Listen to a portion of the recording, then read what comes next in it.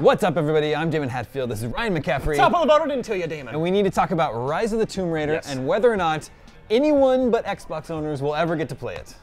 I think so. Rewinding a little bit. Let's back up to Gamescom. Well, the even internet farther. melted down. Even farther than that, Tomb Raider was rebooted last year and came to both Xbox 360, PlayStation 3, PC. Yeah. Then the sequel, Rise of the Tomb Raider, revealed at the Microsoft conference this year at E3. Sequel coming next year. And then at Gamescom, Microsoft revealed it is an Xbox. All your Tomb Raiders belong to us. Exclusive.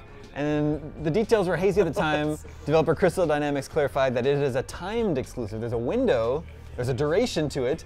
But then today, Microsoft takes it even further. They're going to publish the game, which is all but like Microsoft is not going to publish the game on PlayStation 4. So probably not.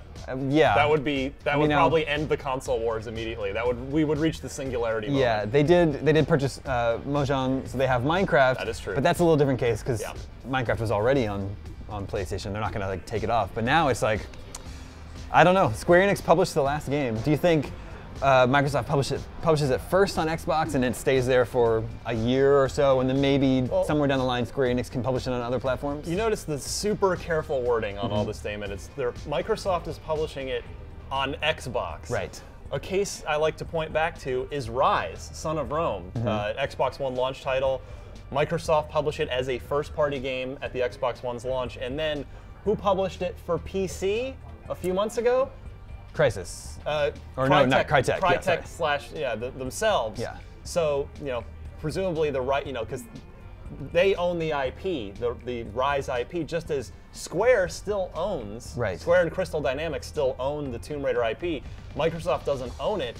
They're just leasing it. They're taking it out on the highway for a test drive. They're throwing some money behind it. Yeah. And they're definitely going to want to get something back for their money. Yes. So, yeah, I don't know. It's crazy that all these exclusive announcements. Street Fighter V was also just recently announced as a PlayStation 4 and PC exclusive. Again, I've said this on our podcast Unlocked. I mean, it's one thing, Titanfall, new IP, brand new game, third-party game that Microsoft swoops in and grabs for themselves. That's one thing. But to take a series like Tomb Raider or like Street Fighter that are already established things that have established fan bases on both consoles, and to then cut out half of that group, it really sucks for gamers, for fans. I mean, I get it from the business side. I mean, in this case, Square, Crystal Dynamics, and then Capcom, they get to use Microsoft and Sony's respective marketing muscle and big push to really elevate the game from successful IP up to like super blockbuster first-party mega hit status, and then maybe Tomb Raider 3 and Street Fighter 6 come back to multi-platform. But in the meantime, it really sucks if you just have one of those consoles and you're cut out of the next version of a franchise you already like. There's really no upside for gamers because if it was a multi-platform game, you were going to get to play it anyway, right? Yeah. And then so if it's a console exclusive, you still get to play it. There's no benefit to gamers. And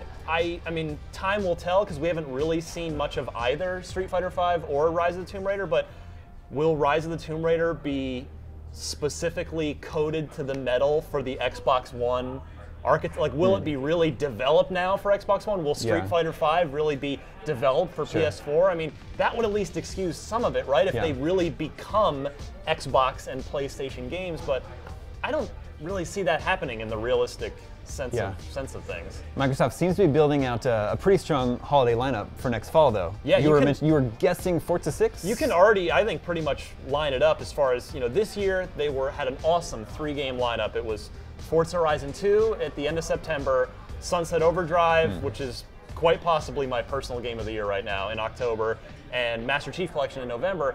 And it's shaping up to, I think they're going to do that again with Forza Motorsport 6. It's inevitable. They've been going on, every other year for the motorsport games. Probably September. I think Rise of the Tomb Raider slots in October for Microsoft with Halo 5 in November. Yeah, that's how I'm seeing it. And then, so if that's true, Tomb Raider comes out next fall, Xbox One exclusive, and then Uncharted 4 is a PlayStation 4 exclusive. That will be crazy. It is. That is going to be. I mean, you can mark it down. That'll be the new. That's going to be the big fanboy war of holiday 2015. It'll be Tomb Raider versus Uncharted 4. Both are probably going to be awesome. I anticipate both games will be excellent, and I'm lucky enough to own both consoles Likewise. and be able to play both games. Black Friday deals for the win. Yeah, Got another console.